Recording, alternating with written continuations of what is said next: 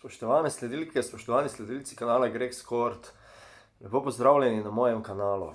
Evo, prva tekma proti Minnesoti je konec in jaz si mislim, če bi imel malo več časa, za takšne analize, za kakšne dodatne videe, to bi bilo tako fajn, ker imamo tak primeren čas za to, ampak žal ne. Žal so druge obveznosti trenutno, ki mi ful časa vzamejo, zdaj me je mali rešil, ki je zbolel. Še ura se mi je vmes stavila, tako da ne se ozirati na to. Še tega nisem imel časa zrihtati. V glavnem, danes sem želel malo z vami govoriti o prvi tekmi, o finalu konference, tako daleč smo že v bistvu. Dallas je v bistvu pregnal vse kritike do zdaj, zatem ko so Clipperse dali ven, zatem ko so OKC dali ven. Proti vsem je bil Dallas v tisti outsiderski poziciji, se pravi, vedno je igral proti favoritem in nič drugače ni zdaj proti Minnesoti, kjer je po nekih analizah Minnesota in po nekih ameriških ocenah analitikov absolutni favorit, ne? In takoj so dobili po grbi vsi ti, po izjemni predstavi Luke, Kyrieja in tako naprej, tega se dotaknem v nadaljevanju. Zdaj, čisto prva zadeva, ki se mi je zdela zanimiva in fair, ker ste na tem mojem kanalu večkrat slišali, da malo pokritiziram Kida oziroma da je moje košarkarsko stališče, moje košarkarsko gledanje nekoliko drugačno od tega kot Kid, kot on vodi na svoj način. Ampak do tega trenutka, vsaj kar se tiče končnice, mu to odlično uspeva in zato mu dajem kredit. Isto dajem kredit njemu in njegovemu strokovnemu štabu za tako imenovan game plan proti Minnesoti, ki mislim, da je v celoti uspel. Ker so se ga držali, kar me je presenetilo, da so dosegli absolutno več točk v raketi kot pa Minnesota, pa ravno Minnesota je tista, ki slovi po izjemni centrski liniji, ne. Cat, se pravi Karl Anthony Towns, Naz Reid kot šesti igralec, Gobert kot najboljši obrambni igralec in pa kot nekdo, ki lahko alley-oope toliko preko obroča ujame, ne. Zgodilo se je v bistvu ravno obratno. Prisilili smo jih v met za tri, mislim, da so metali 46 trojk iz razdalje, imeli zelo slab izkoristek le tega, saj Dallasu ni šlo glede tega nič boljše, ampak končni rezultat je pa zmaga Dallasa, tako da to šteje, ne. Tako da so prisilili Minnesoto v igro, ki je želel Dallas, tole moram dati kredit Kidu, kot sem rekel, ne. Hkrati v napadu smo dosegali tisto, kar smo želeli, Luka je prišel do nekih metodov, nekih točk, ki si jih je želel. Tu se mi je zdelo zelo zanimivo, ga je pokrival McDaniels, ki je bil 2 dni nazaj oziroma dan nazaj izbran v drugo najboljšo obrambno peterko, če se ne motim. Ampak to je ena velika razlika med branilci, ki so ga do zdaj krili, in McDanielsom, ne. Recimo Dort pri OKC je fizično veliko močnejši, kar Luki ni toliko ustrezalo, ne. Medtem ko je zdaj tale McDaniels nekoliko višji, ampak je bolj suhe postave. In ni se mi zdelo v nobenem trenutku tekme, da je Luka imel s tem težave, s to njegovo dolžino. Poznamo primere iz preteklosti, ko si je na pick and rollu vzel centre pri odvajanju in je preko njih metal step-back trojke ali pa prodrl. Tako da višina ne dela težav Luki, kvečjemu moč, ampak res se moram potruditi, da najdem koga drugega razen Dorta, ali pa mogoče še Gordon mi pade na pamet pri Denveru, ki bi lahko z močjo branil Luko, ne, ker vemo, Lukova postava, persona, mislim, postava je močna, ne, da tako rečem, ne toliko atletska, ampak ravno na ta način, da se tega zaveda, to izkorišča, ne. V glavnem, Luka je popolnoma spremenil potek, ne, se malo popravljam, ni toliko popolnoma spremenil potek srečanja, ampak potek svoje igre.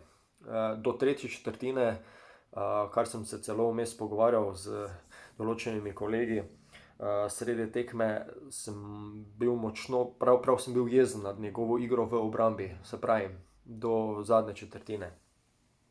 Ker se mi zdi, da je zamujal pri skakanju ven iz blokad, pri šutih na svojem igralcu, glih na McDanielsa, ki sta se krila, ne, vsipal mu je 3 ali 4 trojke, ko mu ne bi rabil. In pol se pa začne četrta četrtina, mislim, da je celo on dal izjavo na koncu, da si je rekel, da to tekmo enostavno morajo zmagati. in je vklopil tisti stikalo za obrambo. V četrtini je pa fant odigral MVP performance, ne? Tu pa zdaj ni debate, tole je pa bilo 10+. Kar se tiče četrte četrtine, mene sploh ne navdušuje nekih 15 točk, da je on dal v četrtini, kar je sicer izjemno. To je tista serija 7-0 v eni minuti.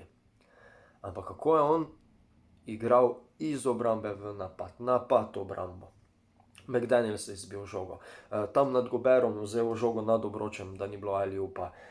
Prevzemanja v obrambi, komunikacija, bil je tudi ozvočen Luka, ne vem, če veste, obstajajo posnetki na medmrežju, kako je komuniciral s soigralci, kako jih je razporejal po terenu v napadu. Izredna četrta četrtina, ne? Ja, kot sem dejal že malo prej, Minnesota ni razvila svoje igre, na koncu je en Edwards, ki ga kuje v novega Michaela Jordana, izrazil, da so bili mogoče nekoliko utrujeni po tekmi. Mislim, tole lahko oni imajo te izgovore, mene to ne briga, ne da me ziritira, mi je pa ful smešno. Imamo tam enega Luko, ki ima gležen povid, koleno z hrbet ga mantra od tistega padca, pa ne vem koliko še malih poškodb, ki jih niti ne naštejejo, pa na pol invalid je. Vsako tekmo ima koleno krvavo, to zaradi teh punktur in vsega ne vem, ampak nisem strokovnjak za to, ampak naj se Edwards tam to laže pri svojih 22 letih, da je on tam utrujen oziroma da so oni utrujeni. Njihov problem, ni panike. Tako ja, zdaj kar se tiče Luke, bom se še tukaj hitro dotaknil, ne, zdaj vse te njegove poškodbe, pustimo utrujenost, vseeno je star 25 let, garal je v predsezoni, mislim, da utrujenost je seveda prisotna, bo prišla še, ko se vse skupaj zaključi, ampak vendarle gre za 25-letnega fanta, regeneracija, kar se tiče neke utrujenosti, mislim, da ne bi smela biti vprašljiva, bolj mi je vprašljivo, kaj je z njegovo poškodbo, kaj je dejansko z njegovim kolenom. Zdaj zvito koleno, kot oni pač temu rečejo Američani, se pravi, po nekih informacijah, ki jih imam, odtehtalo 4 do 6 tednov počitka, ne, se pravi, saj Luka je tudi izjavil, da če bi bil to reden del sezone, on ne bi igral, ne, to je zdaj dejstvo, medtem ko je pač na tehnici naslov lige prvakov, ja, prav, finala lige NBA, mislim Championship, to je pa nekaj drugega, ne. Tako da poletje se bliža, vemo, kaj slovenski reprezentanci pomeni to poletje, kvalifikacije za olimpijske igre, to me malo skrbi, iskreno, ne. Grem že tretjič na izjavo Luke, ne, je tudi izjavil, da če ne prej bo poleti čas za počitek, zdaj kaj on s tem mislil, ne. Zdaj, če pridejo do velikega finala pri Dallasu, se avtomatsko še podaljša zadeva, časovno govorim, ne, in pa intenzitetno seveda, ker bo moral igrati, ne. Zdaj neko rešitev vidim, da bojo se ostali slovenski reprezentanci že pripravljali intenzivno in tako naprej, Luka bo pač zraven, bil v nekem procesu treninga miselnem, šel akcije skozi čez papir, da tako rečem, ampak pol, ko bo pa teden dni pred začetkom, bo pa pač začel malo delati, ali ne vem, kako se ne razlagam, ne predstavljam si, da bi bil on začetka zraven, nikakor. Ne, tako da bomo videli, jaz osebno seveda si želim, da bi Luka nastopil na olimpijskih igrah oziroma še pri kvalifikacijah, prvo se moramo tja uvrstiti, seveda, ne. Ne bom pa letos pa res, ne bi mu nič zameril, ne bi bil jezen, če tole izpusti, ker je za njim takšna sezona, da hkrati pa ne smemo pozabiti enega pomembnega dejstva, ne, Dallas Mavericks so njegov delodajalec, ne, je njegova služba, slovenska reprezentanca ni njegova služba, delodajalec ga bo letos plačal, mastno ga bo plačal oziroma ga bo plačal največ v zgodovini lige NBA, ne, govori se o 360 in nekaj milijonih, torej, mislim, to so take številke, ne, tako da tudi malo moramo razumeti ta vidik, ne. To je to, kar se tiče Luke, morda Kida sem že omenil, če sem ga tolikokrat prej kritiziral, ga za tole končnico nekako moram pohvaliti, je mogoče na prejšnji tekmi mogoče zamudil z enim timeoutom krepko, ampak glejte, če je to ena tista napaka, pa smo še vedno zmagali, Kid, bravo.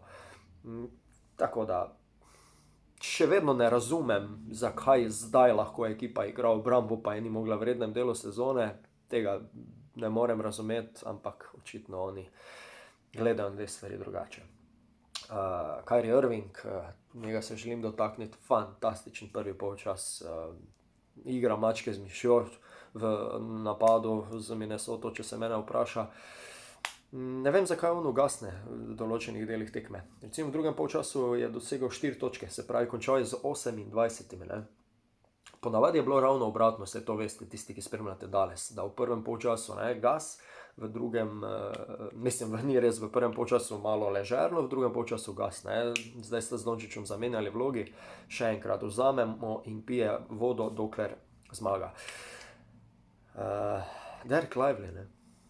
Mislim, govorimo o fantu, ki je rookie, se pravi novinec. Mislim, tole je, kakšne predstave tale fant kaže. Neustrašen. Obramba, mislim, da je 0-10 centrska linija Minnesote metala, ko jih je Lively kril. V napadu pobira skoke v obrambi, nastavlja blokade, putback, noter, kaj drugi zgrešijo. Recimo tam ena, ko je Dončić zgrešil, 20-letnega rookija, mislim, pa to je zadetek v polno letos na naboru. Škoda, da se Gafford ne najde, tako kot se je znašel v rednem delu, ampak glejte, rezerve so tako, kot so rezerve, ko sem prej pozabil omeniti pri trojkah Dallasa, kako so metali trojke katastrofalno. 6 so jih zadeli od ne vem koliko poskusov, tako slabo še nikoli niso metali, mislim, da je bilo prejšnjič najslabši rezultat 9 zadetih trojk, zdaj pa 6, tako da tole sem prepričan, da se bo na naslednjem srečanju spremenilo, kot se bo pa tudi spremenil po moje način branjenja Luke Dončića pri Minnesoti. Veliko več podvajanja pričakujem, kar spet na drugi strani odpira trojko za ostale, odpira mogoče malo več prostora za Irvinga. Tako da tukaj se res ne bojim, ker vem, da so pri Dallasu še rezerve in jih je ogromno. Tako da to je to. Minnesota je slovela cel čas te končnice po izredni obrambi. Trdi moški obrambi, to so jim sodniki dovolili. Pa se ne rečem, da zdaj ni bilo tako trda, ampak ni bila toliko prepričljiva. Se mi zdi, da na momente je Dallas prišel do tistega želenega, kaj je hotel. Hkrati je imel tudi Dallas 2 momenta v tekmi, če se ne motim, ko niso dosegli točke 2-3 minute skupaj. Ne, pač, pa ne spet toliko za neke res dobre obrambe, Minnesota pa šoga ni šla v koš. Lahko mogoče rečemo, da bila posledica obrambe, ampak mislim, da je bilo bolj to, da enostavno ni šla žoga not, ker neki meti so bili odprti, pa jih pač enostavno nismo dali, ne. Spoštovani, kako ste vi videli srečanje, kaj menite o vsem tem, vabljeni, da pa date svoj komentar spodaj, seveda, ne.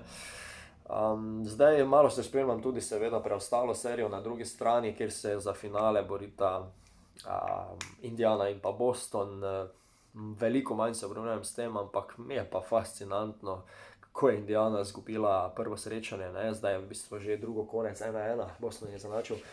Ampak glej, ti imaš 10 sekund do konca, napad, žogo iz avta, 3 pike vodiš in podaš žogo v avto ali karkoli so naredili in pol prejmeš trojko in podaljšek in podaljšku izgubiš, ne. Jaz bi temu rekel sindrom Ricka Carlisla. Gre za enega zanimivega trenerja, ki je Luko izstrelil v NBA, ki mu je dal priložnost, ki ga je preselil na mesto tam, ki mu najbolj ustreza, ki je vse podredil Luki. Ampak ta closer, kot bi rekli Američani, pa ni bil nikoli. A se vi spomnite časov Ricka Carlisla pri Dallasu, ko se je šlo zadnjo 10 sekund, 20 sekund, zadnja akcija je bila vedno ista. Daj žogo Dončiću na polovici, on bo naredil, kaj bo naredil. Pa ni bilo druge akcije, pa vedeli so, cel svet je vedel, kaj bo. In to sem nekako najbolj zameril Carlislu, ker ni imel tega načrta, kako zaključiti tekmo. Tako sem jaz videl to situacijo in točno na to me je spomnila zdaj zadnje srečanje, ne. Tako da ja. V redu. Naj bo to dovolj za zdaj, nestrpno čakam na naslednjo srečanje, upam na 2-0, seveda to je bil dvojni brejk, kako bi bilo to v redu. Tudi če se pripeti poraz, še vedno imamo zmago prednosti in nekako smo obrnili tale momentum, ne. Bomo videli, vsaka tekma je zgodba zase. Hvala, da me spremljate. Če ste tukaj prvič oziroma mnovič, vabljeni, da se naročite na moj kanal Greg Skort. Možnost je celo, da postanete člani mojega kanala, kaj vam to pripelje, ene hitrejše videe, se pravi dostopnejšo vsebino, hitreje kot ostalimi. Možno je tudi super zahvala za kakšen prispevek. V vsakem primeru pa hvala, da me spremljate in do naslednjič. Gregor si bil z vami iz Greg Skorta. Gremo danes. Srečno.